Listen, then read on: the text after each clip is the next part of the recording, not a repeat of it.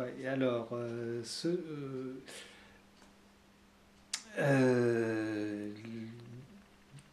où je me situe, ça, voilà, c'est la grosse question des fois que je me pose en me disant qu'on va me le demander et bon, qu'est-ce qu'il faut que je dise? Et je suis incapable de le dire. À part que quand je me lève le matin, j'ai envie d'aller m'enfermer dans mon atelier pour créer, et que j'ai ce besoin complètement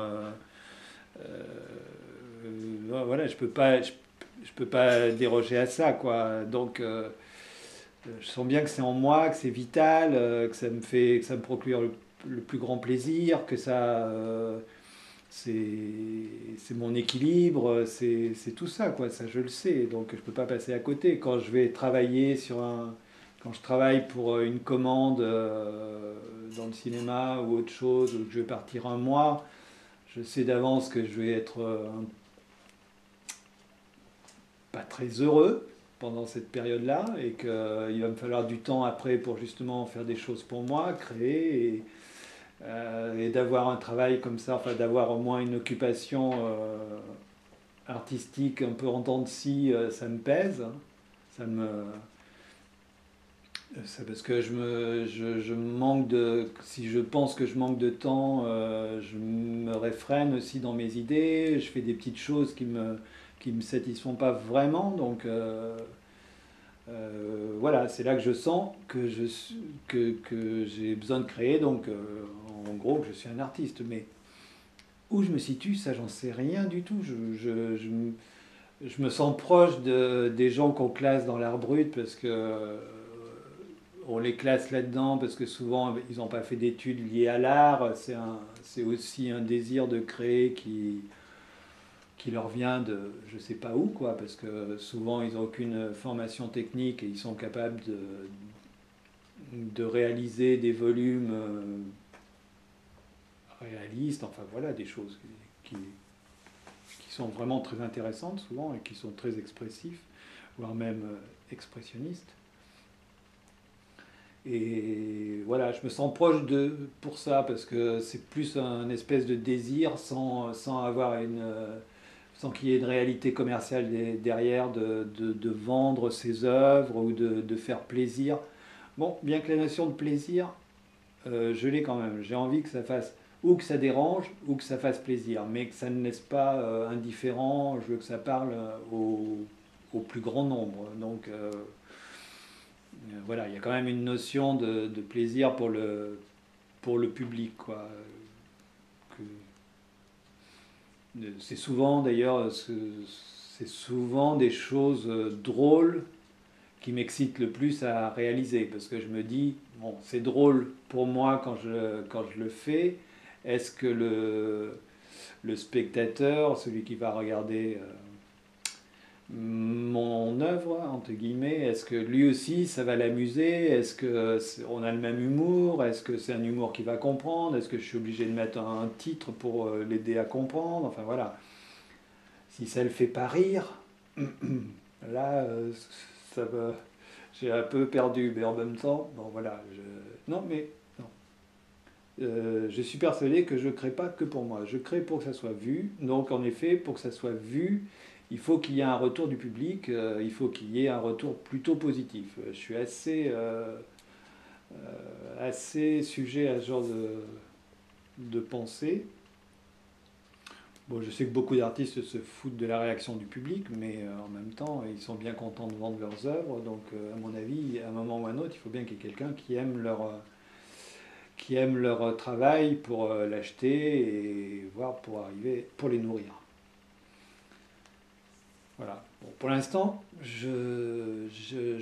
on pourrait dire que je débute dans le métier d'artiste, voilà, entre guillemets, même si ça fait très longtemps que je crée, mais jusqu'à maintenant, j'ai pas eu ce besoin de vendre à tout prix pour survivre.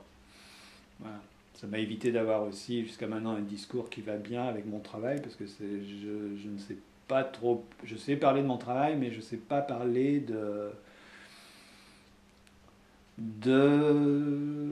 mon travail dans le milieu du monde de l'art, quoi. Ça, je ne sais pas du tout où me situer. Je sais pas. Bon. je pense que j'ai quelques confrères, j'ai des gens qui travaillent un petit peu comme moi, sur le même principe, mais voilà, je pense pas que ça soit non plus, non plus ceux qui vendent le mieux. Je pense qu'il faut quand même avoir, pour entrer dans le monde de l'art, il faut quand même avoir le discours qui va bien avec. Les gens enfin les gens, les payeurs, les acheteurs aiment bien comprendre. Ou alors c'est les, mais je dis ça, franchement, je connais pas ce milieu-là, quoi. Je ne le connais pas, donc je ne sais trop pas. Je ne sais pas vraiment. Parce que moi, je continuerai à faire les choses comme je les sens. Et c'est tellement simple, quoi. Il y a juste. La seule question que je me pose, c'est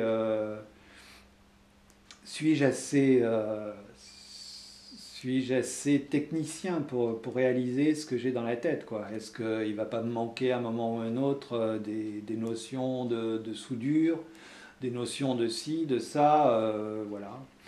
C'est un peu la question que je me pose pour arriver à faire passer l'idée que j'ai. Voilà, je suis tout, c'est voilà, c'est les questions que je me pose, mais pas d'autres, quoi. Pas de questions vraiment existentielles. Enfin, je m'en rends pas compte.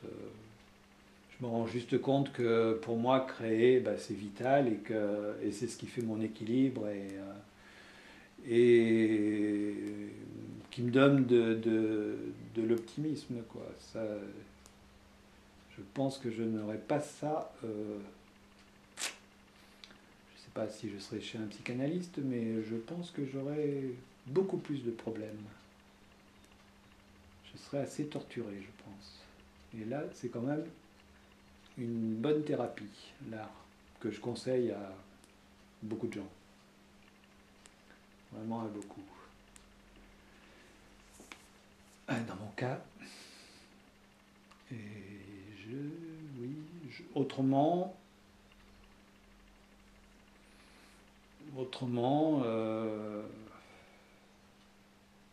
se faire plaisir, faire plaisir. Je crois que je résumerai ça comme ça parce que je crée pas dans la douleur. Et c'est pas les œuvres les plus torturées que je vois qui me, qui me plaisent le plus.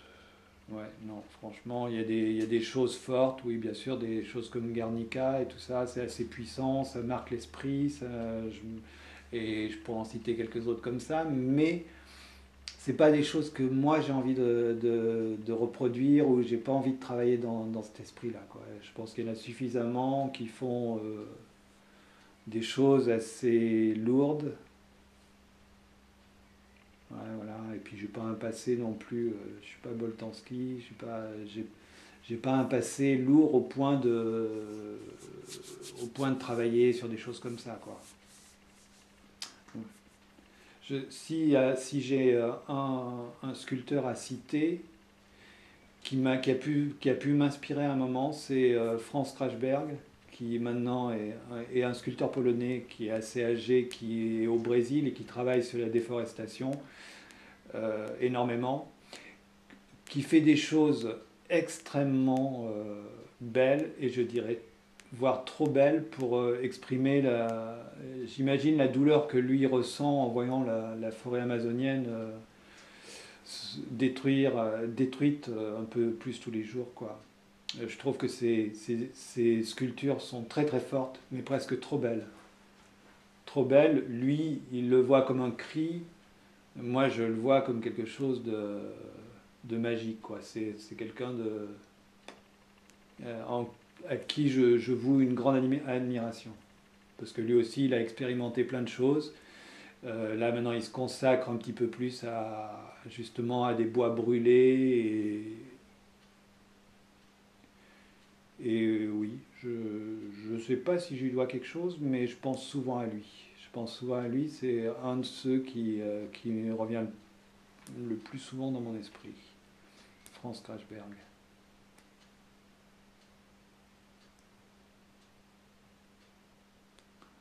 J'aimerais en citer d'autres. Après, je vais citer des gens de l'art brut, le facteur cheval, voilà, des gens comme ça qui me... Picasso, je l'ai dit, les Dada aussi. C'est des références, mais c'est pas des gens que j'ai cherché à copier. À part, j'ai dû faire deux sculptures qui étaient fortement inspirées de Franz Krachberg.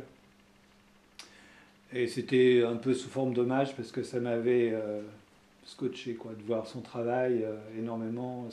Voilà. Et je voulais me libérer de ça pour justement pas rester que tout mon travail tourne autour de ça. Donc j'ai fait deux sculptures qui peuvent être proches de son univers. Et j'avais aussi travaillé à partir de la tempête de 99. Ça avait donc un lien assez direct et ça m'avait fait quand même du bien ouais, ça m'avait fait quand même plaisir d'entrer un petit peu dans sa technicité à lui, voir comment il fonctionnait, quoi. J'ai découvert un univers que je connaissais pas, et de retravailler sur des souches, de les peindre, de les brûler, c'était pas inintéressant. Ça m'a permis de voir les choses bien à fond. Enfin, de voir les choses, de voir les bouts de bois bien à fond. Et voilà.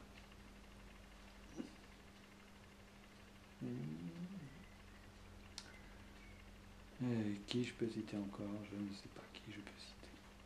Je pense que la bande dessinée m'inspire aussi pas mal.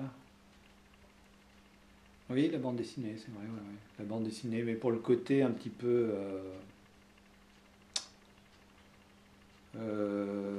facile, coloré, enfantin et toutes ces choses-là, quoi. C'est pas, même si je sais que ce n'est pas si enfantin et pas assez facile, je connais assez bien la bande dessinée pour ça, mais voilà, à prime abord, c'est quand même... J'ai commencé à lire à l'âge de 4 ans par des bandes dessinées, donc c'est autant sérieux que pas trop sérieux, quoi, en fait.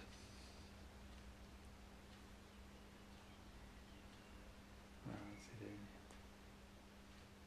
d'autres influences, qu'est-ce que je pourrais avoir d'autres comme influence?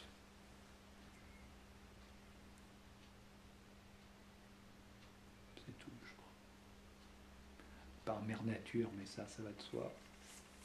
Donc voilà, en gros, on va s'arrêter là, hein.